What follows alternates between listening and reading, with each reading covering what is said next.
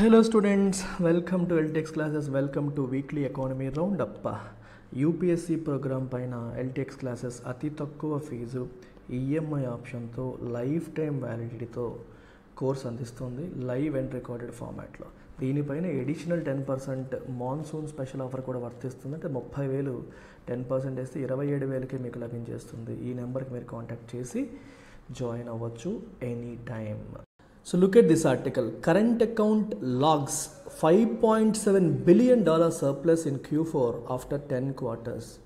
India యొక్క balance of పేమెంట్స్లో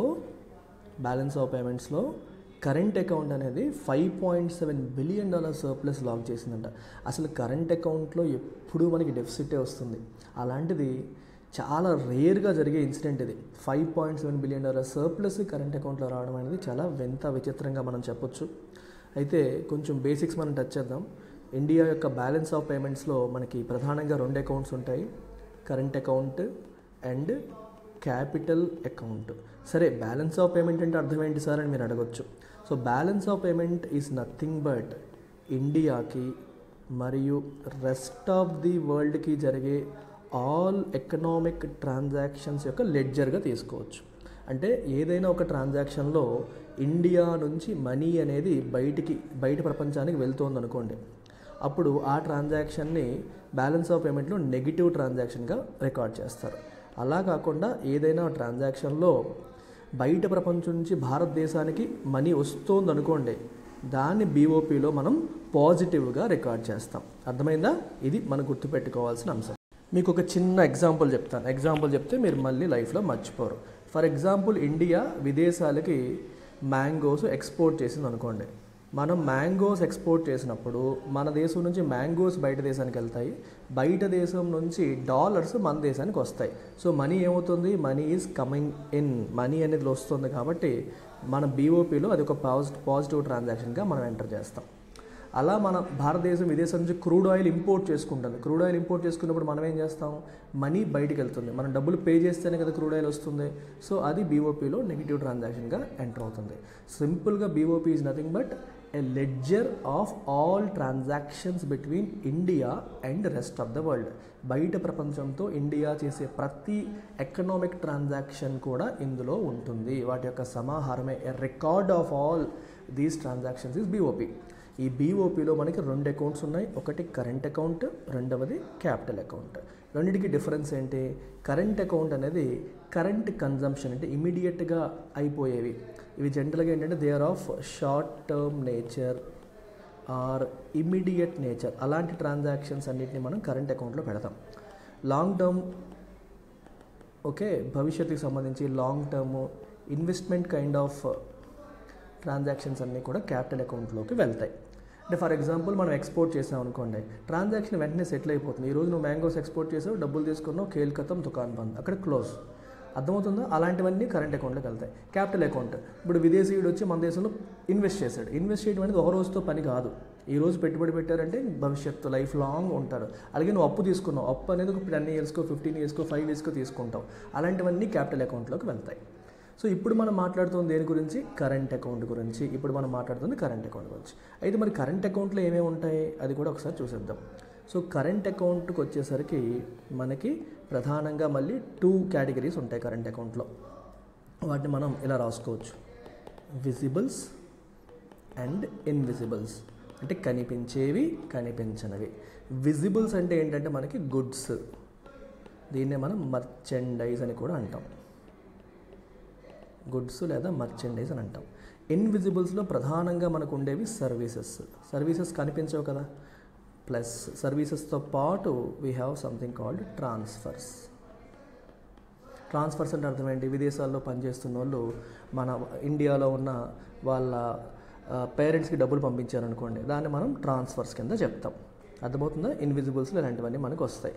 Indians working in foreign country sending back money to families back home. లేదా incomes. ఇంకో category ఏంటంటే income అంటే ఏంటి? మనం ఇన్వెస్ట్మెంట్స్ మీద మనకు వచ్చే ప్రాఫిట్స్ని ఇన్కమ్ అంటాం. ఇప్పుడు లెట్స్ సే ఒక ఇండియన్ విదేశాల్లో ఇన్వెస్ట్ చేశాడు, కంపెనీ పెట్టాడు, కంపెనీ మీద వచ్చిన ప్రాఫిట్ ఇన్కమ్. ఆ ప్రాఫిట్ అక్కడ నుంచి ఇండియాకి వస్తుంది అనుకోండి, పాజిటివ్. లేదా విదేశీయుడు ఇండియాలో ఇన్వెస్ట్ చేశాడు, ఇక్కడ వచ్చిన ప్రాఫిట్ తీసుకెళ్ళిపోతున్నాడు అనుకోండి, అది కూడా ఇన్కమే, కాకపోతే అది బయటకు వెళ్తుంది కాబట్టి నెగిటివ్. సో ఇలాంటివన్నీ కూడా మనకి ఇన్విజిబుల్స్లోకి వస్తాయి. సో విజిబుల్స్ అండ్ ఇన్విజిబుల్స్ కలిస్తే మనకి దాన్ని కరెంట్ అకౌంట్ అని చెప్పేసి అంటాం. అర్థమైందా?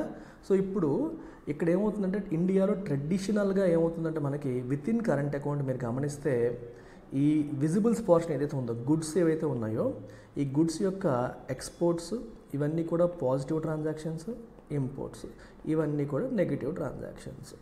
మనకి ఎక్స్పోర్ట్స్ అనేవి ఇంపోర్ట్స్ కంటే ఎక్కువ ఉంటే గుడ్స్ లేదా మర్చెండైజ్ ట్రేడ్ అంటాం. సో ట్రేడ్ అనేది సర్ప్లస్ అవుతుంది.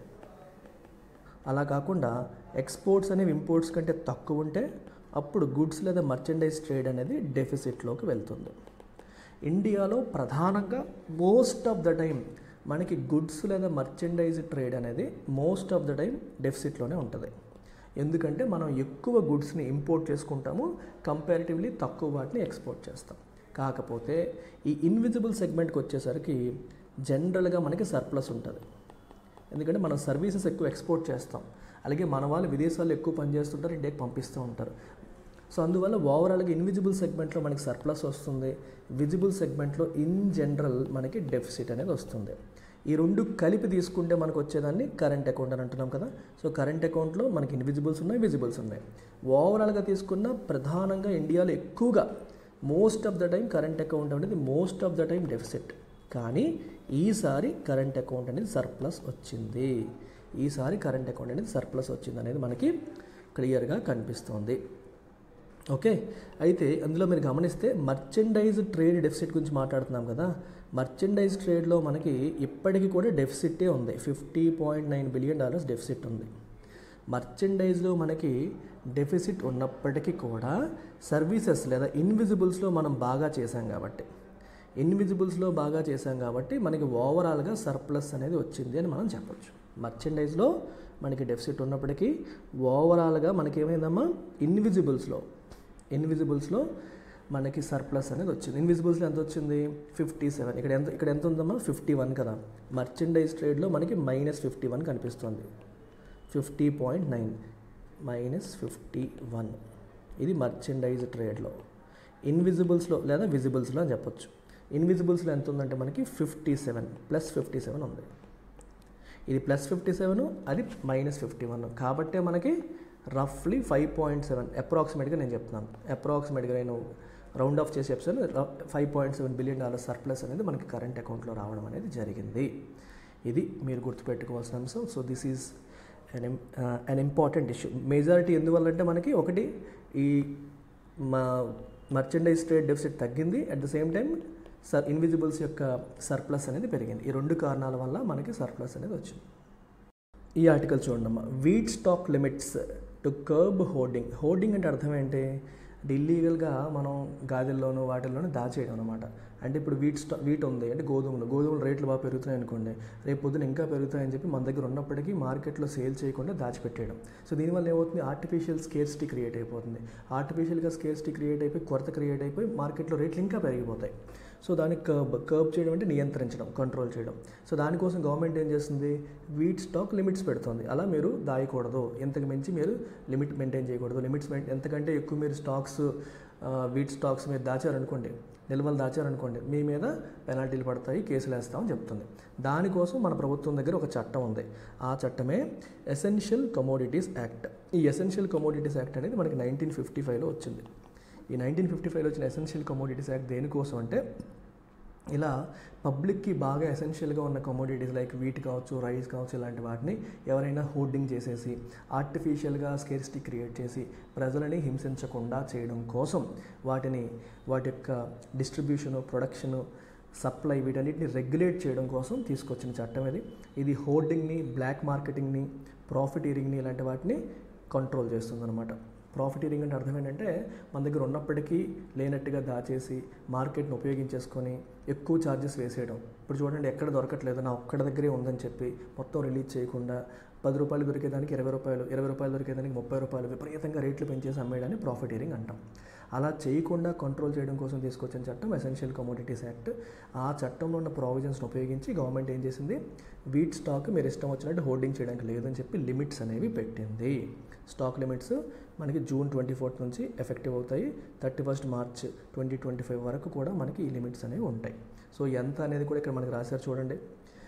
Wholesaler can hold a maximum of 3000 turns. 3000 టన్నులకు మించి హోల్సేలర్ మెయింటైన్ చేయకూడదు అని చెప్పారు. రిటైలర్స్కి అయితే 10 టన్నులకు మించి మెయింటైన్ చేయకూడదు అని చెప్పడం జరిగింది. ఇది గుర్తుపెట్టుకోవాల్సిన అంశం. సో ఈ ఆర్టికల్ చూడమ్మా, finmin must raise RODTEP outlay FIEO. FIEO అంటే అర్థం ఏంటి మనకి? FIEO అంటే federation of Indian exporters organisations, FIEO. So వీళ్ళు ఏమంటున్నారు, RODT అవుట్లే పెంచండి. అవుట్లే అంటే కేటాయింపులు. దేని కేటాయింపులు పెంచాలి? RODTEP. RODTEP అంటే అర్థం ఏంటి? Remission of duties taxes on export products scheme. Remission of duties taxes on export products scheme అనమాట. దీనికి అదేంటి, వీళ్ళు ఏమంటున్నారంటే ఇండియాలో ఎక్స్పోర్ట్స్ అనేవి జీరో రేటింగ్ ఆఫ్ ఎక్స్పోర్ట్స్ అంటే అర్థం ఏంటి? No local taxes are added to export goods. ఏదైనా వస్తువు మనం ఎక్స్పోర్ట్ చేస్తున్నామంటే ఆ ఎక్స్పోర్ట్ కాస్ట్లో లోకల్ ట్యాక్సెస్ అనేవి యాడ్ అవ్వకూడదు. మరి ఏదైనా వస్తువుని ఎక్స్పోర్ట్ చేసేటప్పుడు ఆ వస్తువుని ట్రాన్స్పోర్ట్ చేసినప్పుడు కావచ్చు, పెట్రోల్ ఖర్చు అవుతుంది. సో పెట్రోల్ ఖర్చు అయినప్పుడు దాని మీద కొంచెం ట్యాక్స్లు గట్రా కడుతూ ఉంటారు. రకరకాల సందర్భాల్లో రకరకాల ట్యాక్స్లు, డ్యూటీసు ఈ ప్రొడక్షన్ టైంలో కావచ్చు, వేరే ప్రాసెస్లో పే చేస్తూ ఉంటారు. వాటన్నిటిని రిఫండ్ చేసే స్కీమే RODTEP scheme, remission of duties and taxes on export products. దీనికోసం గవర్నమెంట్ ఎంత కేటాయించిందంట? 15,070 కోట్లు కేటాయించింది 2024-25లో. సో FIEO వాళ్ళు ఏమంటారంటే మీరు కేటాయించిన అమౌంట్ సరిపోదు, అంతకంటే మేము చాలా ఎక్కువ ఎక్స్పోర్ట్స్ చేయబోతున్నాము. సో మీరు లెక్క ప్రకారం మాకు రిఫండ్ చేయాల్సిన అమౌంట్ చాలా ఎక్కువ ఉంటుంది. మీరేమో 15,000 కేటాయించారు, మరి ఎక్స్ట్రా ఇవ్వాల్సి వస్తే ఏం చేస్తారు? మీరు ఎక్స్ట్రా ఇవ్వాల్సి వచ్చి మీరు ఇవ్వలేదు అనుకోండి, బడ్జెట్ లేదని, అప్పుడు దాని అర్థం ఏంటి? ఎక్స్పోర్ట్స్ కోసం మాకు లోకల్ ట్యాక్సెస్కి కొంత ఖర్చు అయినట్టు. మరి లోకల్ ట్యాక్సెస్కి ఖర్చు అయినప్పుడు మరి జీరో రేటింగ్ కాన్సెప్ట్ ఏమవుతుంది? మరి జీరో రేటింగ్ అంటే అర్థం ఏంటి? ఎక్స్పోర్ట్ కోసం ఎటువంటి లోకల్ ట్యాక్సెస్ పడకూడదు అనే కాన్సెప్ట్ అనేది పోతుంది. అది ఖచ్చితంగా గవర్నమెంట్ ఇచ్చిన మాట. అబౌడ్ పాలసీ అది. అవార్డ్ అంటే అర్థం ఏంటి? గట్టిగా చెప్పిన మాట, ప్రభుత్వ విధానం అదని చెప్పారు. మరి అలాంటప్పుడు మీరు కేటాయింపులు తక్కువ చేస్తే అంతకంటే ఎక్కువ రెమిషన్ చేయాల్సి వస్తే ఎలా చేస్తారు అనేది క్వశ్చన్. అందుకే మీరు కేటాయింపులు పెంచండి అని FIEO వాళ్ళు గవర్నమెంట్ని అడుగుతున్నారనమాట. ఈ ఆర్టికల్ చూడమ్మా, K-shaped recovery fuelling similar trend in inflation. Economic recovery, K-shaped recovery మనకి వస్తుంది, దానివల్ల ఇన్ఫ్లేషన్లో కూడా సిమిలర్ ట్రెండ్ అనేది వస్తుందని చెప్పేసి HSBC చెప్తుంది. చాలా ఇంట్రెస్టింగ్ వర్డ్ ఇక్కడ, ఇది మీకు చెప్పడం కోసం ఈ ఆర్టికల్ తీసుకున్నాను. What is K-shaped recovery? K ఎలా ఉంటుంది? ఇలా ఉంటుంది కదా, మరి K ఎలా ఉంటుంది కదా అంటే ఎకానమీ ఒక రిసెషన్లోకి వెళ్ళిపోయింది. రిసెషన్ అంటే అర్థం ఏంటి? పూర్తిగా ఆర్థిక మందగమనం, తిరోగమనంలోకి వెళ్ళిపోయింది. వరుసగా మనకి కొన్ని క్వార్టర్స్ నెగిటివ్ గ్రోత్లోకి వెళ్ళిపోయింది, అసలు బాగాలేదు.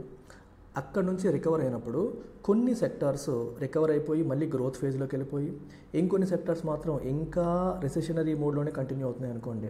అలా వచ్చే రికవరీని మనం K-shaped రికవరీ అంటాం. ఇప్పుడు నార్మల్గా అన్నీ ఒకేలాగా రికవర్ అయిపోతే గొడవలేదు, ఇలా అయితే గొడవలేదు. కానీ కొన్నేమో గ్రోత్, కొన్నేమో తగ్గిపోవడం, అందుకే అలాంటి రికవరీని K-shaped రికవరీ అంటాం. సో ఎకనామిక్ రికవరీ అలా వచ్చింది మనకి, అన్ని వర్గాలు, అన్ని సెక్టార్స్ గ్రో అవ్వలేదు. ఇన్ఫ్లేషన్లో కూడా అదే పరిస్థితి మనకు కనిపిస్తుంది. అంటే అర్థం ఏంటి? ఇన్ఫ్లేషన్లో చాలా కేటగిరీస్ ఉంటాయి. అందులో ఫుడ్ కేటగిరీ ప్రైసెస్ ఏమో ఇంకా పెరుగుతూనే ఉన్నాయి, కొన్ని ప్రైసెస్ మాత్రం తగ్గుతున్నాయి. అంటే ఇన్ఫ్లేషన్లో కూడా సిమిలర్ ట్రెండ్ వస్తుంది. అంటే కొన్ని కమోడిటీస్, కొన్ని కాన్స్టిట్యూయెంట్స్ ఆఫ్ ఇన్ఫ్లేషన్ ఏమో వాటి ధరలు తగ్గుతున్నాయి, కానీ కొన్ని ధరలు మాత్రం పెరుగుతూ వస్తున్నాయి. ఎకానమిక్ రికవరీ ఎలా అయితే K-shaped వచ్చిందో ఇన్ఫ్లేషన్లో కూడా అలాంటి పరిస్థితి మనకు కనిపిస్తుంది అని HSBC వాళ్ళు చెప్తున్నారు. సో ఈ ఆర్టికల్ చూడమ్మా, India's external debt rises $39.7 billion year on year to $663.8 billion. ఇది RBI డేటా చెప్తుంది. సో ఈ డేటాను చూసినప్పుడు మనం దీన్ని ఎలా అర్థం చేసుకోవాలి? ఫస్ట్ దీంట్లో keyword external debt. External debt అంటే ఏంటో మనకి తెలియాలి. ఎక్స్టర్నల్ డెట్ అంటే అర్థం ఏంటి? మన భారతదేశము బయట దేశాలకి లేదా బయట వారికి రుణపడి ఉన్న అమౌంట్. మరి ఎక్స్టర్నల్ డెట్లో డిఫరెంట్ కాంపోనెంట్స్ ఉంటాయి. ఏంటి డిఫరెంట్ కాంపోనెంట్స్ అంటే, ఒకటి మల్టీలేటరల్ డెట్, అంటే భారతదేశం మల్టీలేటరల్ ఇన్స్టిట్యూషన్స్ దగ్గర తీసుకున్న డెట్, వరల్డ్ బ్యాంక్, IMF ఇలాంటి ఫినాన్షియల్ ఇన్స్టిట్యూషన్స్ దగ్గర మన వాళ్ళు తీసుకున్న లోన్స్. రెండు బైలేటరల్ డెట్, అంటే వేరే కంట్రీల దగ్గర మనం డైరెక్ట్గా అప్పు తీసుకుంటే లోన్స్ లాంటివి ఇందులోకి వస్తాయి. ఇంకా commercial borrowings, Indian corporate sector విదేశీ బ్యాంకుల దగ్గర తీసుకున్నవి కమర్షియల్ బారోయింగ్స్ దీంట్లోకి వస్తాయి. ఇవి కాకుండా డిపాజిట్స్, NRI డిపాజిట్స్. NRIs మన దేశంలో మన దేశపు బ్యాంకుల్లో డిపాజిట్ చేశారనుకోండి, అది మన దేశంలో ఉన్నప్పటికీ అది తిరిగి ఇచ్చేయాల్సిందే కదా. డిపాజిట్ అనేది కూడా ఒక రకంగా అప్పే, బ్యాంకు తిరిగి ఇచ్చేయాలి NRIలకి. సో వాళ్ళది మన దగ్గర మెయింటైన్ చేస్తున్నాం అంతే. సో ఇది కూడా విదేశాలకు ఇచ్చేయాల్సిందే కాబట్టి NRI డిపాజిట్స్ కూడా దీంట్లో భాగమే. అలాగే ట్రేడ్ క్రెడిట్, మనం వ్యాపారాలు చేసినప్పుడు కొన్నిసార్లు వ్యాపారం అనేది అప్పుల్లో జరుగుతుంది, క్రెడిట్లో జరుగుతుంది. అర్థమవుతుంది? అంటే ఫర్ ఎగ్జాంపుల్ నువ్వు ఇంపోర్ట్ చేసుకున్నావు, వాళ్ళకి ఇంకా డబ్బులు పే చేయలేదు, విదేశాల నుంచి ఇంపోర్ట్ చేసుకున్నావు, పేమెంట్ ఇంకా ఇవ్వలేదు. సో దానికి ట్రేడ్ క్రెడిట్ అని చెప్పేసి మనం అనొచ్చు. ఇట్లాంటివి కావచ్చు. Rupee debt. రూపీ డెట్ అంటే అర్థం ఏంటంటే, మనకి జనరల్గా విదేశాల నుంచి మనం అప్పు తీసుకున్నప్పుడు ఎలా తీసుకుంటాం? డాలర్స్లో తీసుకుంటాం. అలా కాకుండా నువ్వు రీపేయబుల్ ఇన్ రూపీ, నువ్వు రూపీలో రీపే చేసే అవకాశం ఉండేలాగా ఏదైనా డెట్ తీసుకుంటే, అప్పు తీసుకుంటే దాన్ని రూపీ డెట్ అని చెప్పేసి అంటారు. ఓకే, ఫారిన్ గవర్నమెంట్స్ దగ్గర నువ్వు తీసుకున్నావు కానీ you can repay it in rupees, అట్లాంటి వాటిని మనం రూపీ డెట్ అని అంటాం. అయితే ఇక్కడ ఇంకో పాయింట్ ఏంటంటే, వీటిల్లో మళ్ళీ బ్రాడ్గా మీరు కవరేజ్ చేస్తే లోన్స్ ఒక కేటగిరీ, డెట్ సెక్యూరిటీస్ అంటే bonds, government bonds another category, and ఇలాంటి deposits another category, and trade credit another category. ఇలా కూడా మీరు తీసుకోవచ్చు. లోన్ అంటే ఏంటి? మామూలుగా బ్యాంక్ వాడు మనకి లోన్స్ ఇస్తుంటాడు చూడండి, అలాంటివి. అంటే ఒక కంట్రీ మనకి ఇచ్చే లోను, మల్టీలేటరల్ ఆర్గనైజేషన్ మనకి ఇచ్చే లోను. డెట్ సెక్యూరిటీ అంటే అర్థం ఏంటి? బాండ్. మన గవర్నమెంట్ బాండ్స్ ఇష్యూ చేసింది అనుకోండి, మన ఇండియన్ గవర్నమెంట్ బాండ్ ఇష్యూ చేసింది, అది కూడా ఎక్కడ? బయట మార్కెట్లో విదేశీ కరెన్సీలో మనం బాండ్ ఇష్యూ చేసాం అనుకోండి, అలాంటివి. సో విదేశీ కరెన్సీలో మనం బాండ్ ఇష్యూ చేసినప్పుడు విదేశీయులు కొంటారు, కానీ మనం రీపే చేసేటప్పుడు కూడా అదే కరెన్సీలో రీపే చేయాలి. అలాగే we have something called masala bonds also. Masala bonds. Masala bonds ఏంటంటే ఇండియన్ గవర్నమెంటే ఇష్యూ చేస్తుంది, బట్ రూపీస్లో ఇష్యూ చేస్తుంది. These are rupee denominated bonds. Rupee denominated bonds. So Indian government విదేశాల్లో విదేశీ స్టాక్ ఎక్స్చేంజ్లో ఇష్యూ చేసే బాండ్స్, కాకపోతే రూపీ బేస్డ్. అంటే మనం వాళ్ళ దగ్గర తీసుకునేటప్పుడు రూపీస్లోనే తీసుకుంటాము, తిరిగి పే చేసేటప్పుడు రూపీలోనే చేస్తాం. కానీ ఇన్వెస్టర్స్ ఎవరు? ఫారినర్స్. ఇన్వెస్టర్స్ ఫారినర్స్ కాబట్టి it is also part of external debt. External ఎప్పుడవుతుందంటే మనం తిరిగి పే చేయాల్సింది ఎవరికి? ఇండియన్స్కా ఫారినర్స్కి. సో ఇది ఎక్స్టర్నల్. అర్థమైంది? మసాలా బాండ్ అంటే మీనింగ్ అది. ఇది కూడా బాండే, కానీ ఈ బాండ్ ఇండియాలో ఇష్యూ చేయరు, బయట దేశాల్లో ఇష్యూ చేస్తారు.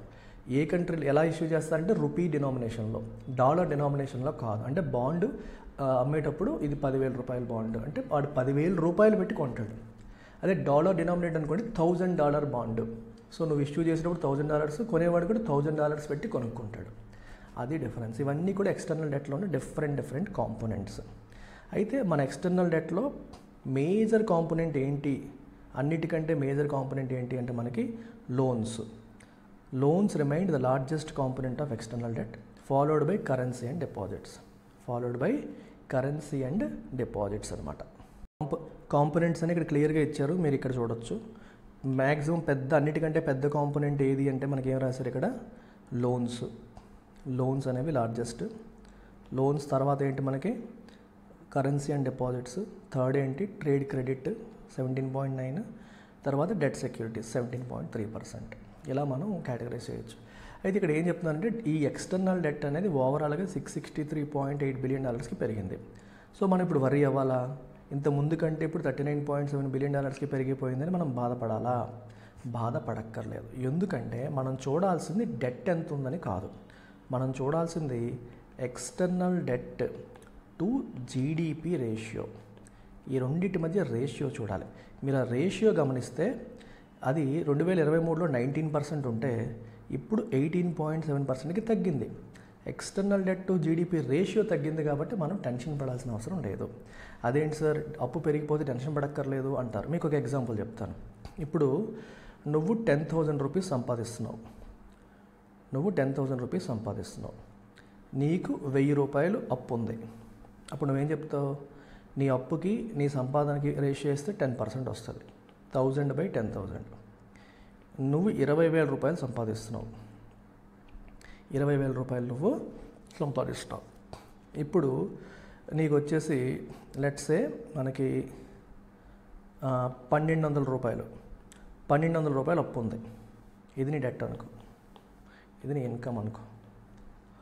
సో ఇప్పుడు నేను బాధపడాలా బాధపడకూడదా? మీరు అనొచ్చు, సార్ ఇంతకుముందు 1,000 రూపాయలు అప్పు ఉండేది, ఇప్పుడేమో 1,200 అయిపోయింది, నేను టెన్షన్ పడతాను.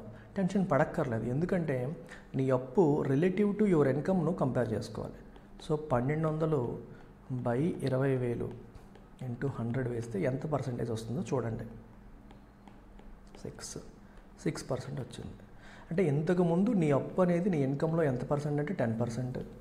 ఇప్పుడు నీ అప్పు అనేది నీ ఇన్కంలో ఎంత పర్సెంట్ అంటే 6% మాత్రమే. సో కాబట్టి టెన్షన్ పడక్కర్లేదు. ఎందుకంటే ఎప్పుడైనా సరే అబ్సల్యూట్ నెంబర్స్ చూసి వర్రీ అవ్వకూడదు, పర్సంటేజ్ టర్మ్స్లో చూడాలి. ఎక్స్టర్నల్ డెట్ ఎంత పెరిగింది అని కాదు, ఎక్స్టర్నల్ డెట్ జీడిపితో పోల్చుకుంటే, జీడిపి అనేది ఏంటి మన నేషనల్ ఇన్కమ్ కదా, దాంతో పోల్చుకుంటే ఎంత పర్సంటేజ్ ఉంది, ఆ పర్సంటేజ్ అనేది లాస్ట్ టైం కంటే తగ్గింది. కాబట్టి మనం టెన్షన్ పడాల్సిన పని లేదు, డేటా బాగానే ఉంది. ఈ ఆర్టికల్ చూడండి. India's coal use ఓవర్టుక్ north America and Europe. India యొక్క కోల్ బొగ్గు యొక్క వినియోగం అనేది నార్త్ అమెరికా మరియు యూరోప్ కంబైన్డ్ ఆ రెండింటికి మించి ఉంది. అంటే ఓవరాల్ నార్త్ అమెరికా మరియు యూరోప్లో ఎంత కోల్ కన్జంప్షన్ చేస్తున్నారో దానికంటే ఎక్కువ ఇండియా ఒక్కటే కన్జ్యూమ్ చేస్తుంది అని మనకి ఇక్కడ కనిపిస్తుంది. సో ఇది ఏంటంటే ఒక చిన్న factual information that all of us must know. ఎందుకు అంటే నార్త్ అమెరికా మరియు యూరోప్ అనేది అడ్వాన్స్డ్ కంట్రీస్. ఆ కంట్రీస్లో మనకంటే అడ్వాన్స్డ్ టెక్నాలజీస్ ఉన్నాయి. సో వాళ్ళు కోల్ యూసేజ్ బాగా తగ్గించేశారు. దాని ప్లేస్లో they are using more renewable energy. ఎక్కువ రెన్యూబుల్ ఎనర్జీ అనేది వాళ్ళు యూజ్ చేస్తున్నారు ఒకవైపు. ఇండియా కూడా అలా చేయొచ్చు కదా అని మీరు అడుగుతారు. ఇండియా అలా చేయలేకపోతుంది. రీజన్ ఏంటంటే ఇండియా యొక్క ఎనర్జీ నీడ్స్, ఎనర్జీ అంటే పవర్, ఈ పవర్ యొక్క నీడ్స్ ఏవైతే ఉన్నాయో, కోల్ మనకి ఏంటంటే క్రూడ్ ఆయిల్ కూడా ఎనర్జీ కిందకి వస్తుంది. ఈ ఆయిల్, పవర్, వీటి నీడ్స్ ఏవైతే ఉన్నాయో అవి ఏమవుతున్నాయి, రోజు రోజుకి పెరుగుతున్నాయి. ఎందుకు పెరుగుతున్నాయి? India is a growing economy. India ఇంకా డెవలపింగ్ ఎకానమీ కాబట్టి ఆ దేశాలు 1%, 2% గ్రో అయితే మనం 8%, 9%, 7% గ్రో అవుతూ ఉంటాం. సో గ్రో అయినప్పుడు మన ఎనర్జీ నీడ్స్ కూడా పెరిగిపోతాయి. మనకు అవసరమైన క్రూడ్ ఆయిల్ కావచ్చు, మనకు అవసరమైన పవర్ కావచ్చు, అన్నీ పెరిగిపోతాయి. ఈ పెరుగుతున్న నీడ్స్కి తగ్గట్టుగా రెన్యూబుల్ ఎనర్జీ సోర్సెస్ అనేది పెరగట్లేదు. పెరిగినా సరే అవి ప్రస్తుతం మన అవసరాలన్నింటినీ తీర్చలేవు. సో అంతవరకు ఇండియా ఏం చేయాలి మరి? So you still have to depend on coal. So మనకి రెన్యూబుల్ ఎనర్జీ కెపాసిటీ అనేది మన అవసరాన్ని తీర్చేంత వరకు కూడా మనం అప్పటి వరకు కోల్ పైన ఆధారపడక తప్పదు. సో ఒకవైపు రెన్యూబుల్ ఎనర్జీ ఇన్స్టాల్డ్ కెపాసిటీ పెరుగుతోంది, అట్ ద సేమ్ టైం ఇండియాలో కోల్ యూసేజ్ కూడా పెరుగుతుంది. మీరు అనుకుంటారు రెన్యూబుల్ ఎనర్జీ కెపాసిటీ పెరుగుతుంది కాబట్టి కోల్ యూసేజ్ అనేది తగ్గుతుందని మీరు అనుకుంటున్నారేమో. ఇండియాలో కోల్ యూసేజ్ పెరుగుతుంది. ఎందుకంటే గ్రోయింగ్ ఎనర్జీ నీడ్స్, అవసరాలు అన్నీ ఉన్నాయి కాబట్టి, అవసరాలు అంతగా పెరిగిపోతున్నాయి కాబట్టి ఆ పెరుగుతున్న అవసరాలన్నీ కూడా రెన్యూబుల్ ఎనర్జీతో మనం తీర్చుకోలేము. కాబట్టి ఇంకా మనం కోల్ మీద డిపెండ్ అవ్వడం తప్పట్లేదు. కోల్ యొక్క యూసేజ్ కూడా పెరుగుతుంది. నా క్లాసెస్ విని యూపీఎస్సీ ఎకానమీని మీరు గ్రిప్ తెచ్చుకోవాలి, ఎకానమీలో తోప్ తురుమ్స్ అయిపోవాలనుకుంటే నేను అందిస్తున్న యూపీఎస్సీ ఎకానమీ క్లాస్లో మీరు జాయిన్ అవ్వచ్చు. సో ప్రతి టాపిక్ క్రిస్టల్ క్లియర్గా చిన్న పిల్లలకి కూడా అర్థమయ్యేలాగా చెప్పడం అనేది జరుగుతుంది. And it also includes PDF. మీరు ఎకానమీ కోసం ఏ ఒక్క బుక్ కొనాల్సిన అవసరం లేదు. ఇండియన్ ఎకానమీలో అవసరమైన ఆల్ ఇంపార్టెంట్ టాపిక్స్ ఎగ్జామ్ ఓరియంటెడ్గా ఈ పీడిఎఫ్స్లో ఇన్కార్పొరేట్ చేయడం అనేది జరిగింది. అతి తక్కువ ఫీజులో క్లాసెస్ ప్లస్ పీడిఎఫ్ కూడా మనం అందిస్తున్నాం. So so make use of this opportunity. So ఈ ఆర్టికల్ చూడండి, SBI raises 10,000 crore through infrastructure bond. So very interesting article. ఇక్కడ ఏం కనిపిస్తుంది మనకి, ఇన్ఫ్రాస్ట్రక్చర్ బాండ్. ఇన్ఫ్రాస్ట్రక్చర్ బాండ్ అంటే అర్థం ఏంటి? అసలు బాండ్ అంటే మీకు తెలుసు కదా, బాండ్ అనేది ఒక డెట్ ఇన్స్ట్రుమెంట్. సో మనకి అప్పు కావాలి అనుకున్నప్పుడు మనం బాండ్ ఇష్యూ చేయొచ్చు. గవర్నమెంట్కి అప్పు కావాలి అనుకున్నప్పుడు కార్పొరేట్స్ కానీ బ్యాంక్స్ కానీ ఎవరికైనా అప్పు కావాలనుకుంటే they can issue bond. So బాండ్లో ఏం చెప్తారంటే they have something called face value and then they have coupon rate and then maturity period. So పలానా 10,000 rupees ఫేస్ వాల్యూతో లెట్స్ సే 8% కూపన్ రేట్తో అండ్ మెచ్యూరిటీ పీరియడ్ ఒక 5 years అన్నారు అనుకోండి. అంటే మీరు ఇచ్చిన 10,000కి ఆ బాండ్ ఇష్యూ చేసే వాళ్ళు మీకు 8% చొప్పున వడ్డీ ఇస్తారు సంవత్సరానికి. 5 years తర్వాత మీ అసలు కూడా తిరిగి ఇస్తారు అని అర్థం. అది బాండ్. మరి ఇన్ఫ్రాస్ట్రక్చర్ బాండ్ అంటే అర్థం ఏంటి? ఇలా బాండ్ ఇష్యూ చేయడం ద్వారా మీరు కలెక్ట్ చేసిన అమౌంట్ ఏదైతే ఉందో ఆ అమౌంట్ ఏ పర్పస్ అంటే ఆ పర్పస్కి వాడకూడదు. ఆ అమౌంట్ కేవలం ఇన్ఫ్రాస్ట్రక్చర్ పర్పస్ కోసం మాత్రమే వాడాలి. అలాంటి బాండ్ ఇన్ఫ్రాస్ట్రక్చర్ బాండ్ అంటాం. ఇప్పుడు ఎస్బీఐ ఏమంటుందంటే ఇలా కలెక్ట్ చేసిన అమౌంట్ ఏదైతే ఉందో అది లాంగ్ టర్మ్ ఇన్ఫ్రాస్ట్రక్చర్ ప్రాజెక్ట్స్కి మరియు అఫోర్డబుల్ హౌసింగ్ ప్రాజెక్ట్స్కి యూజ్ చేస్తాము, వాటికి లోన్స్ ఇవ్వడానికి యూజ్ చేస్తామని ఎస్బీఐ చెప్తోంది. సో ఇట్లా మన దగ్గర బాండ్ ఇష్యూ చేయడం ద్వారా కలెక్ట్ చేసిన అమౌంట్ ఎస్బీఐ వాడు అఫోర్డబుల్ హౌసింగ్ ఇన్ఫ్రాస్ట్రక్చర్ ప్రాజెక్ట్స్కి లోన్స్ రూపంలో ఇస్తాడు. అయితే ఎంత ఎస్బీఐ కలెక్ట్ చేస్తుందంటే ఇలాగా 10,000 crores. దీనిపైన ఎస్బీఐ ఎంత వడ్డీ ఇస్తుందంటే కూపన్ రేట్ ఎంత అంటే మీరు చూడొచ్చు ఇక్కడ 7.36% ఇస్తుంది. పేయబుల్ యాన్యువల్లీ అంటే సంవత్సరానికి మీరు 100 రూపాయలకి 7.36 rupees, 100 rupeesకి 7.36 rupees మనకు వస్తుంది. 1000 రూపాయలు వేసుకుంటే 73, 10,000 వేసుకుంటే 736 rupees. 10,000 రూపాయలు నువ్వు పెట్టి బాండుకుంటే 736 rupees నీకు వడ్డీ రూపంలో వస్తుందన్నమాట. ఇది గవర్నమెంట్ యొక్క వడ్డీ. సిమిలర్ గవర్నమెంట్ సెక్యూరిటీతో కంపేర్ చేస్తే 21 BPS ఎక్కువ. అంటే గవర్నమెంట్ ఇచ్చేదానికంటే 21 BPS. అంటే గవర్నమెంట్ ఎంత ఇస్తుంది, దీనికి 21 మైనస్ చేయండి, 7.15. గవర్నమెంట్ 7.15% ఇస్తే వీళ్ళు 7.36% ఇస్తున్నారు ఆ సిమిలర్ టెన్యూర్కి. So I hope it is clear to all of you. Infrastructure bond అంటే ఏంటో మీకు అర్థమై ఉంటుంది. ఇన్ఫ్రా బాండ్స్ అనేవి ఎందుకు అవసరం అవుతున్నాయంటే ఇన్ఫ్రాస్ట్రక్చర్ ప్రాజెక్ట్స్కి ఫండింగ్ అనేది చాలా క్లిష్టం. ఎందుకంటే infrastructure projects long term time తీసుకుంటాయి బాగా. సో బ్యాంకులు ఓన్లీ డిపాజిట్ల మీద ఆధారపడితే డిపాజిట్స్ ద్వారా వచ్చిన డబ్బులు ఇన్ఫ్రాస్ట్రక్చర్ ప్రాజెక్ట్స్కి ఫండింగ్ ఇస్తే బ్యాంక్స్ స్ట్రగుల్ అవుతున్నాయి. ఎందుకు, డిపాజిట్స్ అనేవి మ్యాక్సిమం ఎఫ్డీ చేస్తే 5 years, కానీ ఇన్ఫ్రా ప్రాజెక్ట్స్ అనేవి 10 years, 15 years కూడా పడుతూ ఉంటాయి. సో మరి అలాంటప్పుడు నువ్వు కలెక్ట్ చేస్తున్న మనీ ఏమో నువ్వు 5 yearsలో తిరిగి ఇచ్చేయాలి, నువ్వు ఇచ్చే మనీ ఏమో 10 years అయితే కానీ రాదు. అలాంటి సినారియో అనమాట. అందుకని బ్యాంకులు ఏం చేస్తున్నాయంటే ఈ ఇన్ఫ్రా బాండ్స్ని కూడా ఇష్యూ చేస్తున్నాయి. సో ఈ బాండ్స్ కూడా రఫ్లీ 10 years అట్లాంటి టైం పీరియడ్ టెన్యూర్ పెట్టుకుంటారు, ఎక్కువ టెన్యూర్ పెట్టుకుంటారు. సో ఈ డబ్బుని ఇలా కలెక్ట్ చేసి ఇలా పెద్ద పెద్ద లాంగ్ టర్మ్ ప్రాజెక్ట్స్కి ఇస్తాయి. సో ఈ ప్రాజెక్ట్స్ నుంచి మనీ వచ్చినప్పుడు ఆ డబ్బుతో మళ్ళీ 10 years అయ్యాక ఆ డబ్బుని తిరిగి పే చేసేయచ్చు అనమాట. ఇది స్టోరీ. సో ఈ ఆర్టికల్ చూడమ్మా, coffee exports rise as Europe braces for EUDR. So చాలా ఇంట్రెస్టింగ్ ఆర్టికల్. యూరోప్ EUDR నామ్స్కి రెడీ అవుతోంది. బ్రేసెస్ ఫర్ అంటే దానికి సిద్ధం అవుతుందని అర్థం. సో ఈ క్రమంలో కాఫీ ఎక్స్పోర్ట్స్, భారతదేశం నుంచి యూరోపియన్ యూనియన్కి వెళ్తున్న కాఫీ ఎక్స్పోర్ట్స్ అనేవి రైజ్ అవుతున్నాయంట. ఏంటి సంబంధం, ఏంటి లింక్ అని మీకు అనిపిస్తుంది కదా, ఒకసారి చూద్దాం. EUDR అంటే అర్థం ఏంటి? EUDR అంటే European union deforestation regulation. European union deforestation regulation. ఈ యూరోపియన్ యూనియన్ డీఫారెస్టేషన్ రెగ్యులేషన్ అనేది దేనికోసం? ఇది యూరోపియన్ యూనియన్ వాళ్ళు అడాప్ట్ చేసుకున్న ఫ్రేమ్వర్క్ అనమాట. దేనికోసం అంటే టు మిటిగేట్ డీఫారెస్టేషన్ని మిటిగేట్ చేయడం కోసం.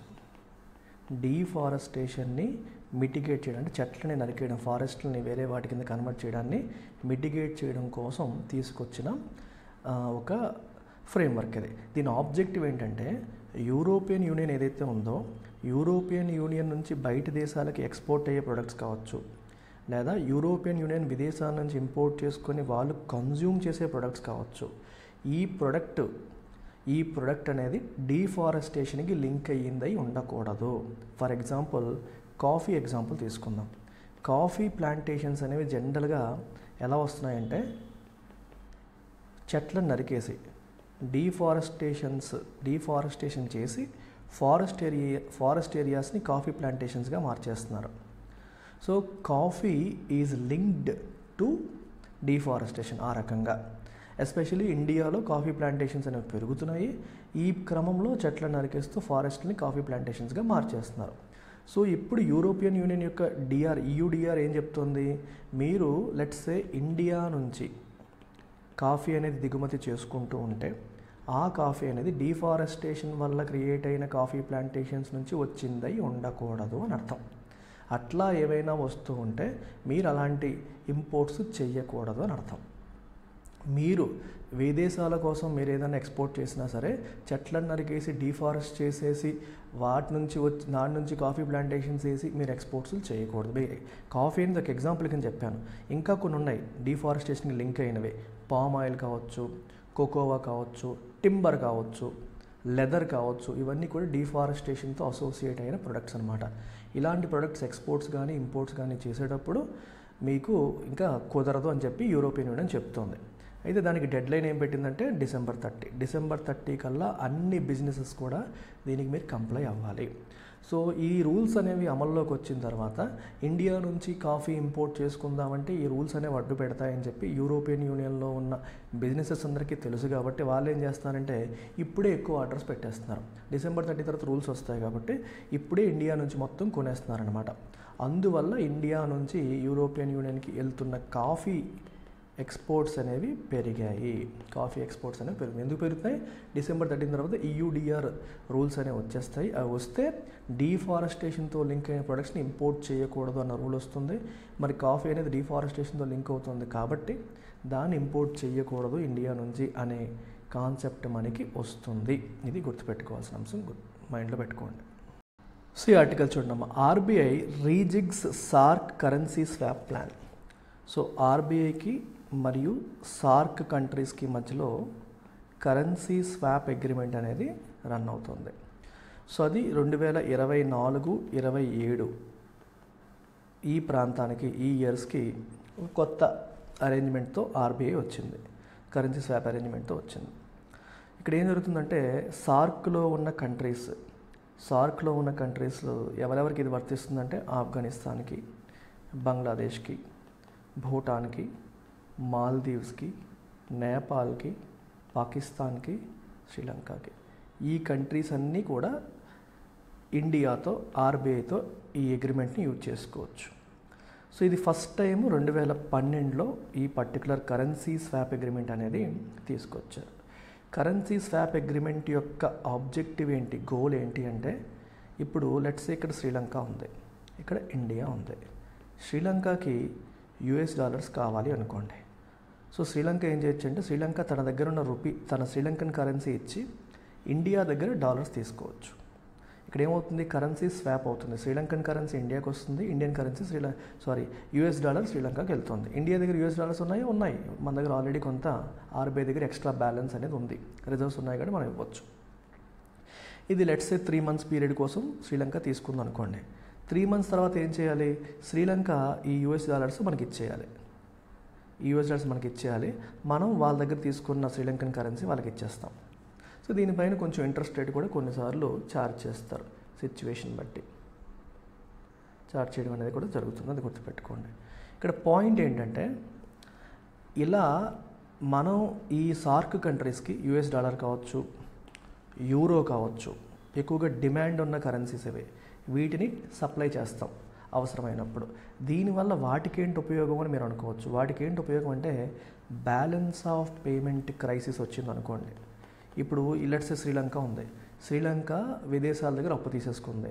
వాళ్ళకేమో 2 నెలల్లో కొన్ని డాలర్స్, లెట్స్ సే ఒక $100 million పే చేయాల్సి ఉంది. శ్రీలంక దగ్గర $100 million లేవు.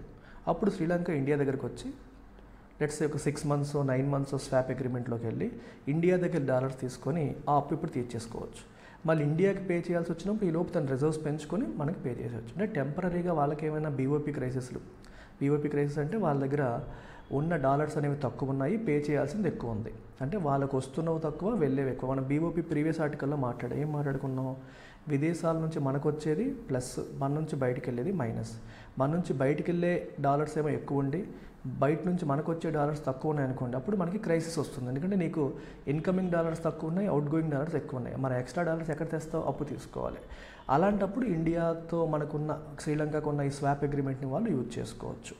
సో ఇండియా ఇప్పుడు ఏం చేస్తుందంటే ఈ స్వాప్ అగ్రిమెంట్ అనేది డాలర్లో ఆఫర్ చేస్తుంది, యూరోలో ఆఫర్ చేస్తుంది, ఇండియన్ రూపీలో కూడా ఆఫర్ చేస్తుంది. అంటే మీరు మీ కరెన్సీ ఇచ్చి మా ఇండియన్ రూపీస్ కూడా తీసుకోవచ్చు. మా దగ్గర తీసుకున్న ఇండియన్ రూపీస్ మీ దేశాల్లో ఉన్న మా ఇండియన్ బిజినెసెస్కి మీరు రూపీస్లో పే చేసుకోవచ్చు. మీకు ఎగ్జాంపుల్ చెప్తాను చూడండి. ఇది మళ్ళీ ఇండియా శ్రీలంక ఎగ్జాంపుల్ తీసుకోండి. ఇది ఇండియా, ఇది శ్రీలంక. శ్రీలంకలో మన దేశానికి చెందిన రిలయన్స్ ఇండస్ట్రీస్ లిమిటెడ్ పనిచేస్తుంది అనుకోండి. సో ఈ రెండు దేశాల మధ్య అగ్రిమెంట్తో ఇండియా దగ్గర శ్రీలంక ఇండియన్ రూపీస్ తీసుకుంది, వాళ్ళ కరెన్సీ మనకి ఇచ్చారు. ఇచ్చినప్పుడు ఈ తీసుకున్న ఇండియన్ రూపీస్ శ్రీలంక ఎలా వాడుకోవచ్చు, శ్రీలంక ఇండియా నుంచి ఏదైనా కొనుక్కుందనుకోండి, ఇంపోర్ట్ చేసుకుందనుకోండి, ఆ ఇంపోర్ట్స్కి ఇండియన్ రూపీస్తో పేమెంట్ చేసేయచ్చు. మామూలుగా ఇంపోర్ట్ చేసినప్పుడు ఏం చేస్తారు, డాలర్స్లో పే చేస్తారు. డాలర్స్లో పే చేయాలంటే శ్రీలంకన్ కరెన్సీని డాలర్స్ కింద మార్చుకొని డాలర్స్తో పే చేయాలి. ఇప్పుడు ఇండియా దగ్గర రూపీస్ తీసుకుందనుకోండి, ఆ రూపాయలతోనే పే చేసేసే అవకాశం లభిస్తుంది. ఆ రూపాయలతోనే మన దగ్గర ఏదైనా ఇంపోర్ట్ చేసుకుంటే పే చేయొచ్చు. మన ఇండియన్ బిజినెసెస్ ఏవైనా శ్రీలంకలో ఉంటే వాళ్ళకు కూడా ఇండియన్ కరెన్సీలో పే చేసేయచ్చు. దానివల్ల మన ఇండియన్ బిజినెస్కి మళ్ళీ దాన్ని రూపాయల కింద మార్చాల్సిన అవసరం ఉండదు, డైరెక్ట్గా రూపీస్లో పేమెంట్ వస్తుంది కాబట్టి. సో ఇలా రూపీస్ని అందిస్తుంది అప్పు కింద, అలాగే డాలర్స్ని, యూరోస్ని కూడా ఇండియా అందిస్తుంది. బట్ ఈ కంట్రీస్ అన్నిటితో పోల్చుకుంటే మనం రిచ్ కంట్రీ కాబట్టి ఆ కంట్రీస్కి మనం ఈ రకంగా మనం సపోర్ట్ చేస్తున్నాము.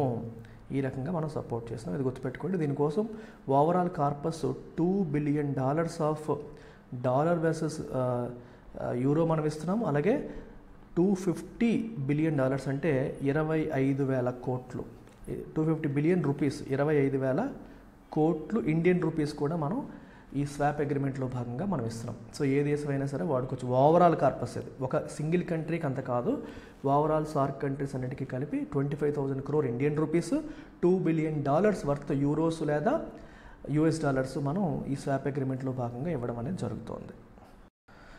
RBI raises bar for states and union territories WMA by 28% to 60,118 crores. So ఇక్కడ WMA అంటే ఏంటో మీరు తెలుసుకోవాలి. WMA అంటే వేస్ అండ్ మీన్స్ అడ్వాన్సెస్. ఇక్కడ చూడండి, ways and means advances WMA అని చెప్పంట. సో ఈ వేస్ అండ్ మీన్స్ అడ్వాన్సెస్కి సంబంధించి RBI లిమిట్ పెంచింది అంటున్నారు. అసలు వేస్ అండ్ మీన్స్ అడ్వాన్సెస్ అంటే అర్థం ఏంటి? ఇప్పుడు RBI అనేది సెంట్రల్ గవర్నమెంట్కి కావచ్చు, స్టేట్ గవర్నమెంట్కి కావచ్చు, యూనియన్ టెరిటరీస్కి కావచ్చు, వాళ్ళకి టెంపరీగా అప్పులు అవసరమైతే, టెంపరీగా ఫండింగ్ అనేది అవసరమైతే వాళ్ళు RBI దగ్గరికి వెళ్ళొచ్చు. టెంపరీగా అన్నాను అంటే లెస్ దాన్ 90 days. లాంగ్ టర్మ్లో RBI అప్పులు ఇవ్వదు. టెంపరీగా మనకు లెస్ దాన్ 90 days పర్పస్కి ఎప్పుడైనా అప్పులు అవసరమైతే ఇస్తుంది. అంటే ఎందుకంటే miss match in receipts and payment. ఇప్పుడు మా స్టేట్కి వస్తున్న ఇన్కమ్, అవుతున్న ఖర్చులకి మిస్ మ్యాచ్ వచ్చిందనుకోండి, టెంపరీ మిస్ మ్యాచ్ వచ్చిందనుకోండి, అప్పుడు డబ్బులు సర్దడం కోసం RBI దగ్గరికి రావచ్చు. అప్పుడు RBI మీకు వేస్ అండ్ మీన్స్ అడ్వాన్సెస్ రూపంలో డబ్బులు ఇస్తుంది. అయితే ఎంత ఇవ్వాలి అనేది సెంట్రల్ గవర్నమెంట్ RBI కలిసి కూర్చొని డిసైడ్ చేస్తాయి. సో స్టేట్ గవర్నమెంట్కి, యూనియన్ టెరిటరీస్కి ఇప్పుడు ఎంత ఇవ్వాలి అనే దాన్ని లిమిట్ పెంచారు. ఎంత ఇస్తారంట?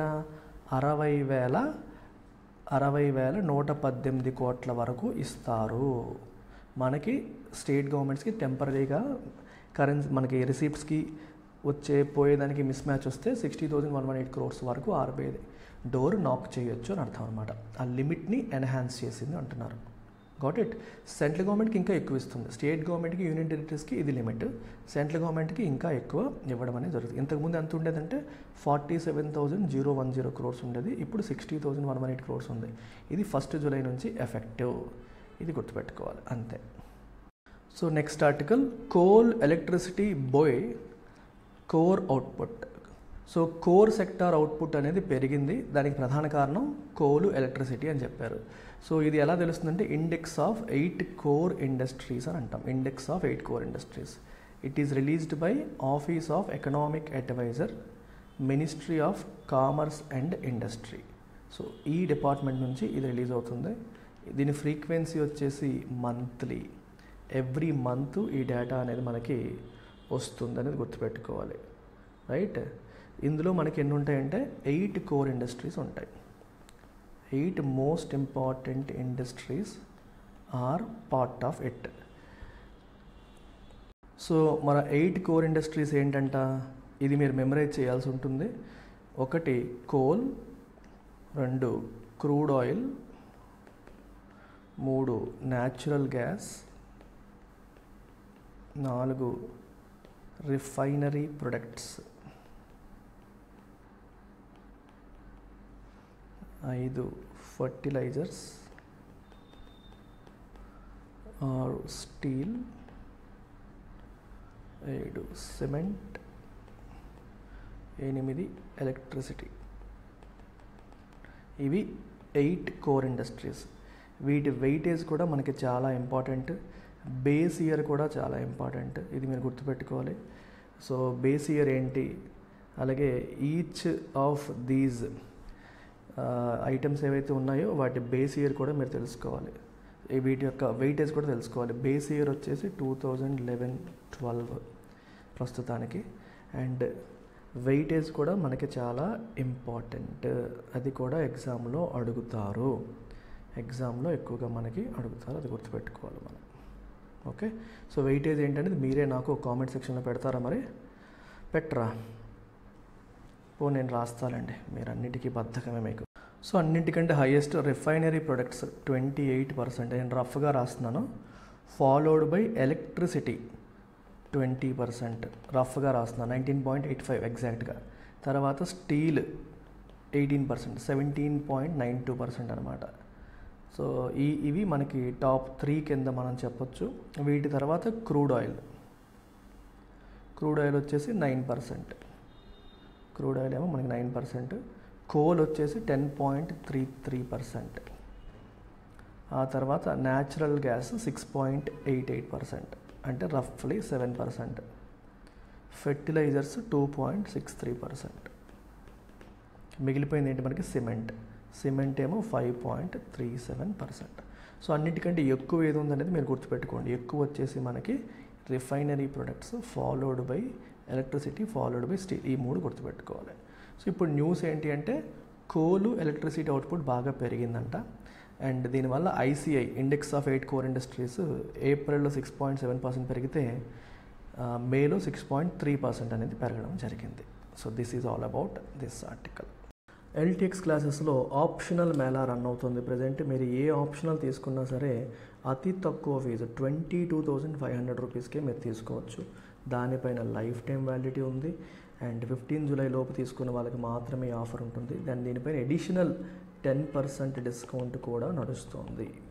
ఏ ఆప్షనల్కైనా మీరు దీన్ని ఉపయోగించుకోవచ్చు. ఇండియన్ ఎకానమీ ఫుల్ పీడిఎఫ్ నేను చెప్పిన క్లాసెస్కి అనుగుణంగా నేను మొత్తం యూపీఎస్సిలో వచ్చే ఇండియన్ ఎకానమీ సిలబస్ అంతా నీట్గా క్లాస్ కోసం తయారు చేసిన పీడిఎఫ్ని ఇప్పుడు సేల్ పెడుతున్నాం. అతి తక్కువ ఫీజులో 99 రూపీస్కే ఇది మీకు అందుబాటులో ఉంది. ఇది మన యాప్లో మీరు ఇండియన్ ఎకానమీ ఫుల్ పీడిఎఫ్ లేదా ఇండియన్ ఎకానమీ పీడిఎఫ్ అని మన యాప్లో మీరు సెర్చ్ చేస్తే వచ్చేస్తుంది. యాప్లో మీరు డైరెక్ట్గా పర్చేస్ చేసి మీరు మీ మొబైల్లోకి డౌన్లోడ్ చేసుకొని ప్రింట్ కూడా మీరు తీసుకోవచ్చు. వేరే వాళ్ళకి మాత్రం ఫార్వర్డ్ చేయకండి. ఎంతో కష్ట నష్టాలకి ఓర్చి క్రియేట్ చేసిన పీడిఎఫ్ ఇది. అవసరం ఉన్న వాళ్ళు కొనుక్కోండి, యూజ్ చేసుకోండి, ప్రింట్ తీసుకోండి. ఓకే, ఇది అన్ని ఎగ్జామ్స్కి హెల్ప్ అవుతుంది. మీరు ఏపీపీఎస్సి, టీవీఎస్పీఎస్సి, యూపీఎస్సి అన్నింటిలో ఉన్న ఇండియన్ ఎకానమీ కాంపోనెంట్స్ దీంట్లో చాలా వరకు కవర్ అయిపోతాయి. యూపీఎస్సి కోసం అలైన్ చేసింది, బట్ అదర్ ఎగ్జామ్స్కి కూడా ఇది సూటబుల్, మీరు యూజ్ చేసుకోవచ్చు. ఓకేనమ్మా, టేక్ కేర్, బాయ్.